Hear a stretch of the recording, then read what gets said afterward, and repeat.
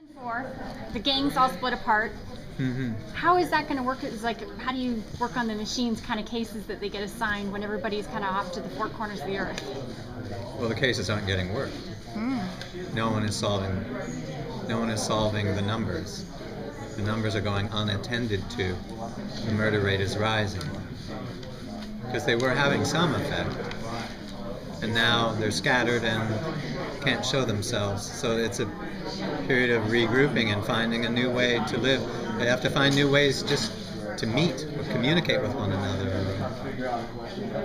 And they have a whole new set of safety protocols that they have to observe.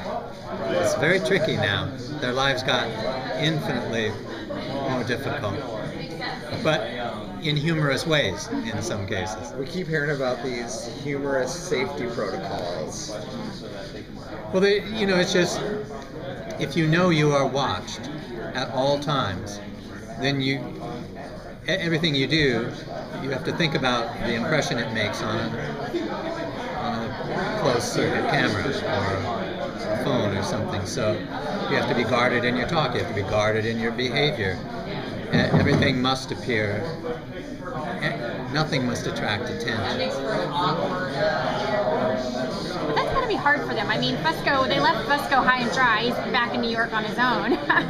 Well, Fusco's always been kind of on his own, though. I mean, he has no knowledge of the machine. He has no, he has no knowledge of any of that. So, I think if anything, they'll probably be leaning on him a little bit more now because he'll be the only person who will be able to provide information since they no longer have access and they're off the grid. So. Fusco's cover is his real life. So Samaritan's not tracking him down and hunting him? No, because they have no knowledge of him. Really? Yeah. How did Fusco manage to evade that sort of surveillance? Hey, come on, he's the Fusco. Speaking of being the Fusco, can you just talk a little bit about the epic torture scene from last season? Yeah. Breaking your own hand, sort of stuff? That was, Amanda Siegel and Denise Tay wrote those 2 episodes, and it was just they were both just great scripts. I mean, it was right there on the page. It was just, it was so much fun to have something that you could really play other than answering the phone pissed off, But it was great. And the other side of that too is we lost Taraji, who we really miss. Really loved working with her. She's since moved on to another show. But I think personally, and just myself speaking, I think that was some of the best television, at least I've ever seen as a fan of the show. I think that was just great. I mean, what a send-off, POI gave to her character. This is great stuff.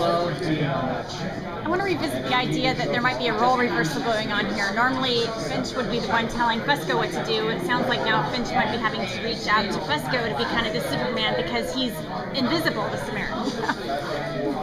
Well, just because Mr. Finch has no real authority doesn't mean that he doesn't behave like he always did, which is being prickly and giving orders and stuff.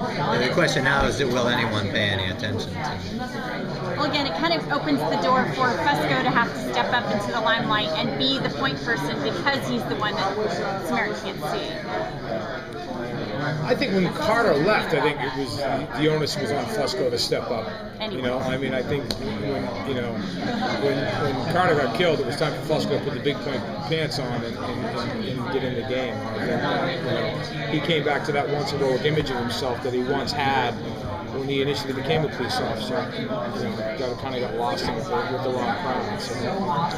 And our heroes set about very quickly and cleverly to find ways to operate, to regain their old footing, to regain their powers. It just takes a little while. It takes a little while to get rolling, and because it's CBS, we gotta get the numbers moving again. But the numbers, of course, we'll get the numbers again, because that's the show. But the numbers will be in a slightly different context than they ever were before, which is that the numbers are the numbers are a kind of day-to-day problem, but there's a larger problem, an uber problem of the threat of artificial intelligence. Do you think that these numbers are now kind of like grouped in such a way they're puzzle pieces to a bigger picture? Well, I wouldn't put that past the writers, because they're puzzle makers. They do a good job of that kind of thing. Hadn't thought of that. So I've asked this to everybody. So over the last year, there's been a lot of current events around surveillance and this kind of technology. I was just wondering if you could tell me how that's maybe affected the way you think about things and the content of the show. I started the show. Joan and Greg gave me a book to read about a massive computerized surveillance system that was truly built in the late 90s and early aughts, and then was kind of warehoused by the government because of concerns about domestic surveillance. So I always thought we were on the cusp of fiction and reality. Of course, recent events have proved that there wasn't any fiction about it. It was totally there. I hope that the same will not be said about a world-dominating artificial intelligence.